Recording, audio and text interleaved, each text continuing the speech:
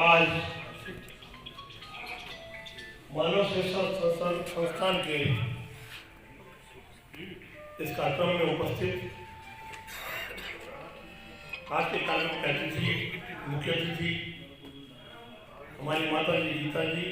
नरुका, मेरे बड़े भाई पीडी गुप्ता जी, मंचा सिंह केदार जी, हमारे सबके प्रेरणा स्रोत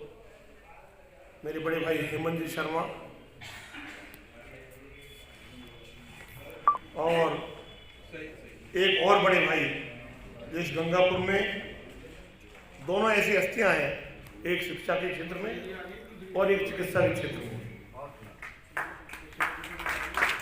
दोनों ने गंगापुर का नाम रोशन किया। ऐसे मेरे दोनों बड़े भाई, एक और मेरे भूल हुई है, मेरे चिकित्सक बंधु मेरे बड़े भाई मनोज जी जैन साहब, और इनके पास तो और भी कई कमाने हैं जहाँ से हमारी भी नस खींच सकते हैं। मेरे छोटे भाई शिवरतन जी, इस नगर के सभापति, इस सभागार में बैठे मानव सेवा संस्थान के मेरे सदस्य बंधु पदाधिकारी,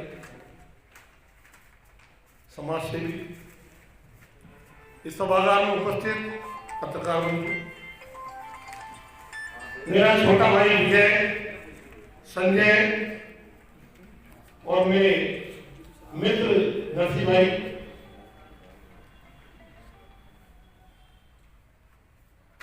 आज वास्तव में मुझे सुबह ही जयपुर निकलना था,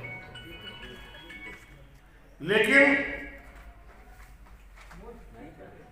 राजनीति अपनी जगह है, लेकिन जो काम मानव सेवा संस्था कर रही है वो काम हम किसी भी मुकाम पे पहुंच जाए बहुत मुश्किल होता है। सबसे बड़ी मुश्किल समाज सेवा में होती है समाज का भरोसा जीतना, और मुझे खुशी है इस बात की जिस संस्था का मैं अध्यक्ष नहीं सदस्य होने पर भी गर्व करता था कि मैं एक ऐसी संस्था का सदस्य हूं जिस पर मेरे शहर के लोग, मेरे लोग आंख बंद करके भरोसा करते हैं और खुले हाथ से दान करते हैं।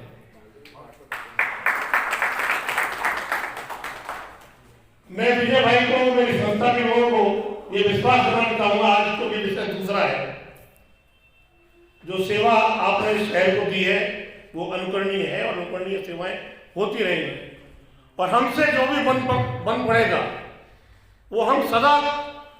तन मन धन से करते रहेंगे। अभी हेमंत जी भाई साहब ने चर्चा की लंपी रोग में गौ सेवा।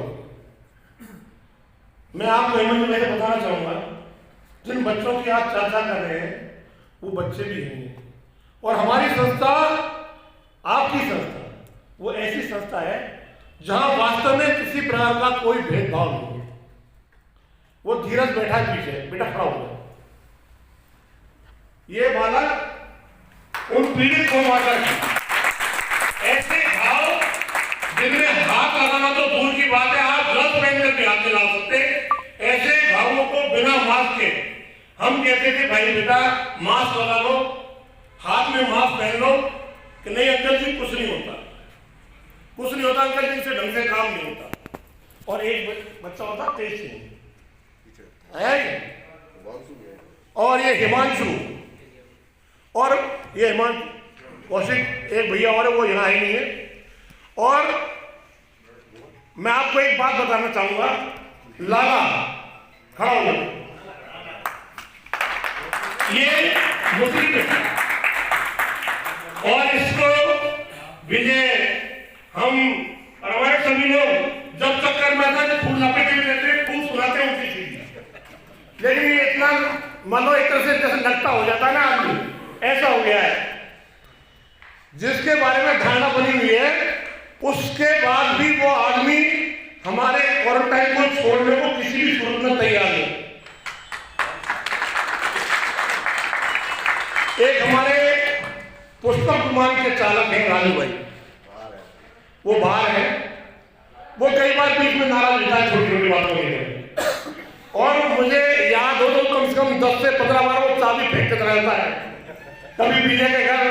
कभी संजय भाई के पास, कि मैं पंप पे चले जा रहा, चाबी ले जाना भाई साहब। मेरी बात तो विजय से कह देगा, और विजय की बात मुझसे कह देगा, और वो बहुत कलाकार है। धीरे धीरे करके अपनी सारी बातें मनवा लेता है, सारी मांग पूरी करवा लेता है, और फिर हमको उसकी करनी पड़ती, क्योंकि वो सेवा इतनी करता है। इतना नाराज होने के बाद भी मैं आज के बाद इस चाबी को हाथ में लूंगा नहीं, गाड़ी को चलाऊंगा नहीं। उसके बाद भी थोड़ा सा हम में से कोई भी एक जना मन बना लेता है कि इसको यार बनाना है किसी भी करके, तो मुझे कहे भाई साहब आप बना लो, पर आप ध्यान रखना भाई साहब, आप इसको कुछ ज़्यादा लोग मत दे देना। तो मेरा हाथ थोड़ा ढीला भी है, तो फिर मैं उसको धीरे धीरे पुचकार के प्यार से बात करता हूँ कि ठीक है भाई साहब आज तो कर रहा हूँ, पर मैं आज के बाद मत बोलना मुझसे। तो ऐसी संस्था में ऐसे अच्छे लोग हैं, आप और हम तन मन और धन से कर रहे हैं, लेकिन वो इतने मन से सेवा कर रहे हैं जिसके सामने हमारा धन बिल्कुल निमित्त मात्र है, जिसकी कोई मैं